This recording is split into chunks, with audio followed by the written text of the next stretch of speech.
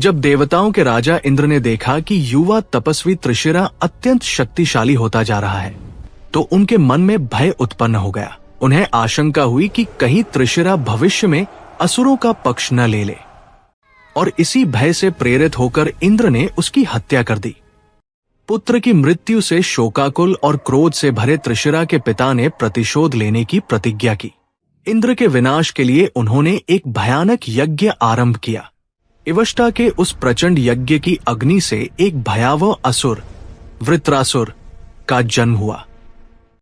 वृत्रासुर कोई साधारण दानव नहीं था। वह पवित्र अग्नि और शक्तिशाली मंत्रों से निर्मित विनाश का एक विशाल असुर था, जिसे केवल देवताओं के सहार के लिए रचा गया था।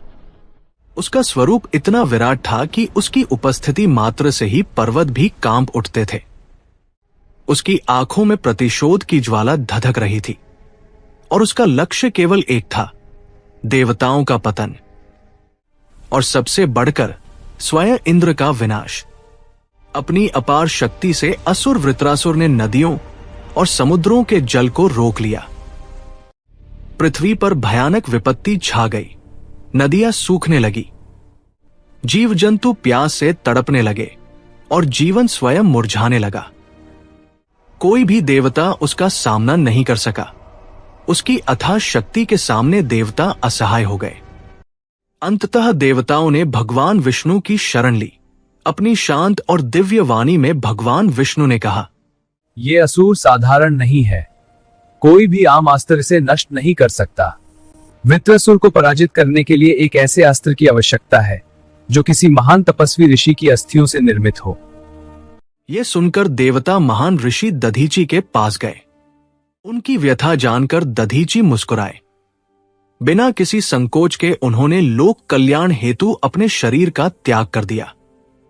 उनका शरीर भस्म हो गया, और केवल उनकी पवित्र अस्थियां शेष रहीं, जो कठोर तपस्या की शक्ति से परिपूर्ण थी।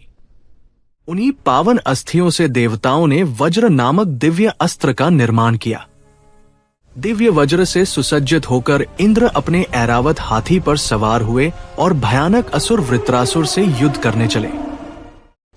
ये युद्ध कई दिनों तक चला, जिससे स्वर्ग और पृथ्वी दोनों कांप उठे।